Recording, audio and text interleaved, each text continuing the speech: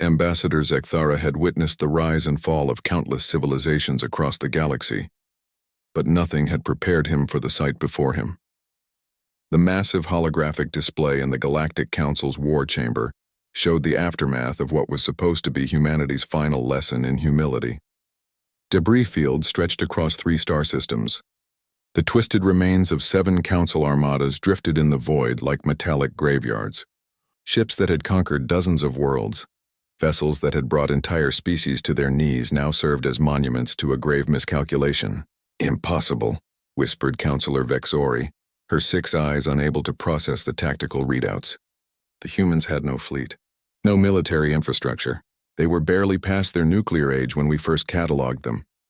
Fleet Admiral Morgoth slammed his armored fist against the command console. 7 armadas, 7!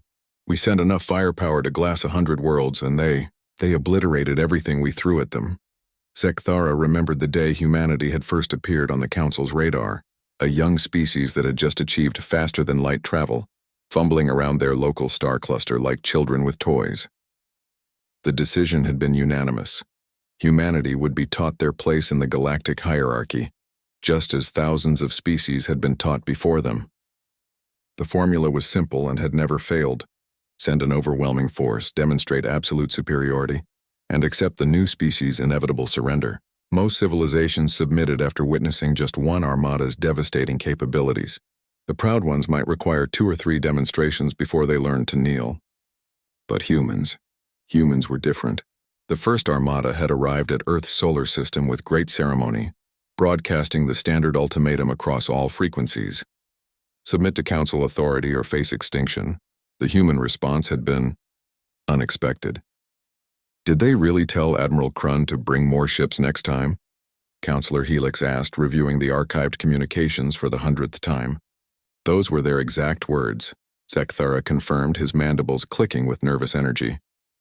When the first armada moved to bombard their major cities, humanity's response was unprecedented. The tactical displays showed the impossible.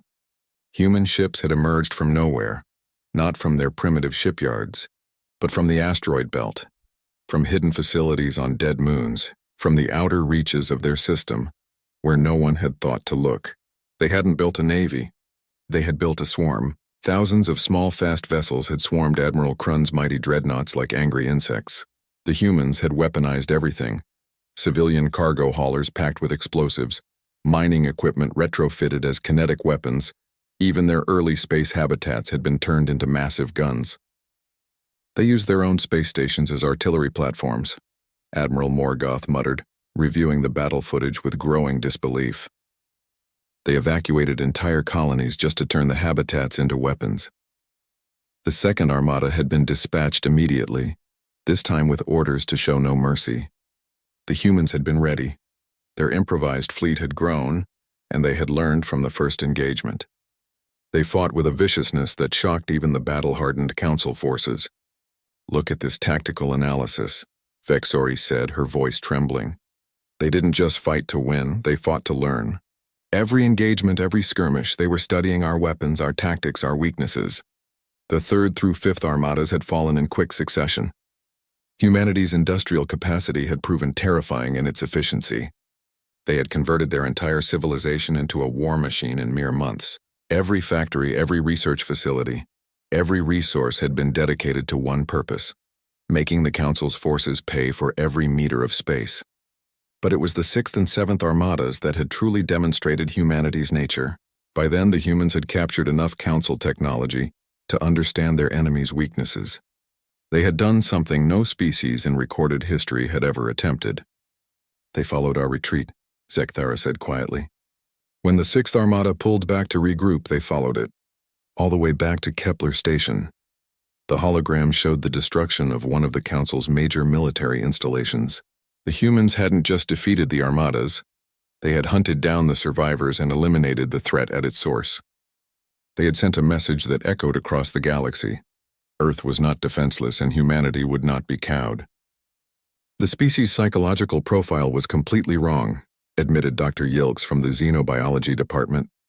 "We classified them as a standard Type 4 civilization, aggressive but ultimately rational. We assumed they would calculate the odds and surrender when faced with overwhelming force. Instead, they calculated the odds and built better weapons, Counselor Helix observed bitterly. The communication channel crackled to life, and the image of a human appeared on the main screen. Admiral Sarah Chen of the Terran Defense Force looked tired but resolute. Behind her, the human fleet stretched beyond visual range, thousands of ships that hadn't existed a year ago. Council representatives, Admiral Chen began, her voice carrying across the vastness of space. We received your message about teaching us fear. Consider the lesson learned, but perhaps not in the way you intended. She paused, letting her words sink in before continuing. Humanity has a saying, when you come at the king, you best not miss. You sent 7 armadas to teach us our place. We've sent your survivors home with a message of our own.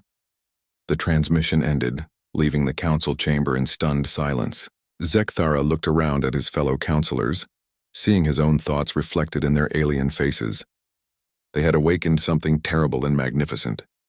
Humanity hadn't just survived their trial by fire. They had emerged stronger, angrier, and infinitely more dangerous. What do we do now? Whispered Vexori. The ambassador closed all 6 of his eyes and contemplated the new reality.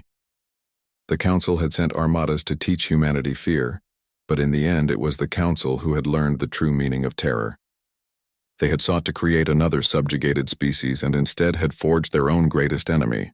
Now, Zekthara said finally, we hope they're more merciful than we were. In the depths of space, humanity's fleet continued its expansion, no longer content to merely defend. The students had become the teachers, and the galaxy would never be the same.